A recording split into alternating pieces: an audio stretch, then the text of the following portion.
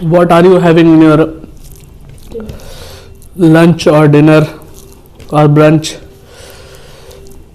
Because most of us generally misses our breakfast. The chicken is very much spicy and very delicious.